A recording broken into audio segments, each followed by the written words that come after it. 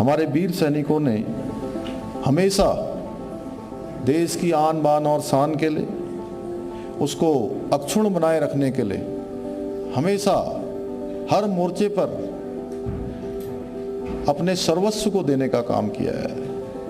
अपना संपूर्ण पराक्रम, संपूर्ण शौर्य देश को समर्पित किया है।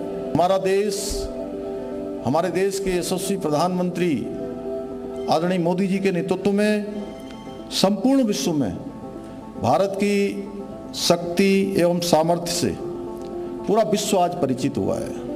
पूरा विश्व परिचित हुआ है, जिसका परिणाम है कि अब कोई भी दुश्मन हमारी ओर आंख उठाने की भी हिम्मत नहीं करता है। आज देश की सुरक्षा में लगे हुए सैनिकों को दुश्मन की गोली का जवाब देने के लिए कोई ऑर्डर नहीं लेना पड़ता है। भाइयों बहनों, देश में मोदी जी की सरकार बनने के बाद अब किसी से पूछना नहीं पड़ता है। गोली आती है तो गोली का जवाब गोलों से देने का काम भारत की सेना करती है।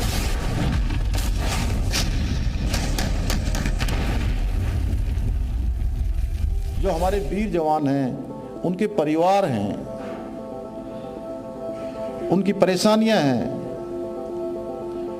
उनके जीवन के संघर्ष हैं, उनको मैंने बहुत नजदीक से देखा है। इसलिए हमारी सरकार का हमेशा से प्रयास रहा है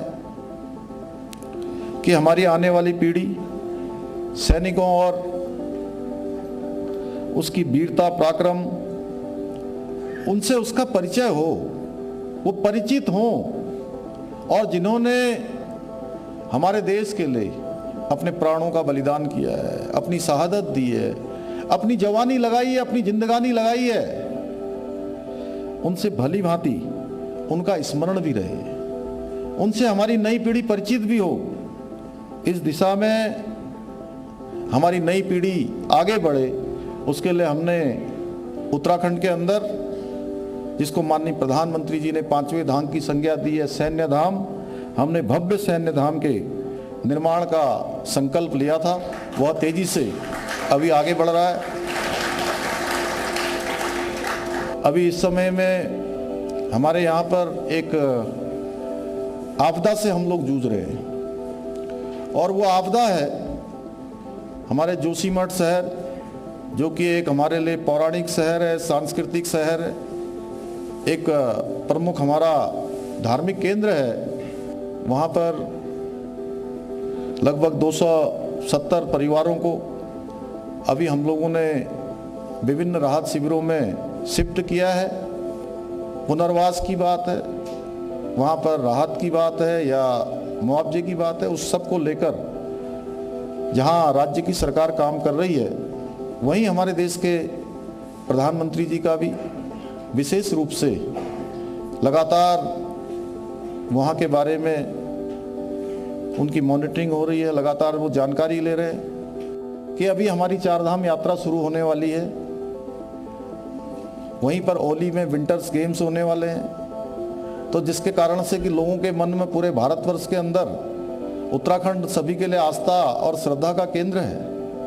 और पिछले साल की जो यात्रा हुई हमारी, उसमें 50 लाख लोगों ने उस यात्रा में उन्होंने यहाँ पर आकर दर्शन करे।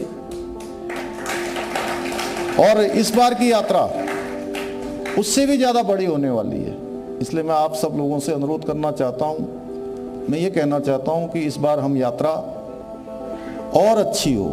पिछले साल जो यात्रा में जो और कुछ चीज़ें होनी चाहिए, कुछ और व्यवस्थाएं होनी चाहिए, उन सभी पर हम काम कर रहे हैं। इस बार हम पहले से ही काम कर रहे हैं, क्योंकि हमें पूरा अनुमान है। जगह जगह जिस प्रकार से आज होटल के लोगों से बात की जा रही है, पर्यटन से जुड़े हुए लोगों से क्वेरी की जा रही है, तो उसके आधार पर मैं कह सकता हूं कि जितनी संख्या पिछली यात्रा में आई है, उससे कहीं संख्या इस बार और ज़्यादा आने वाली है।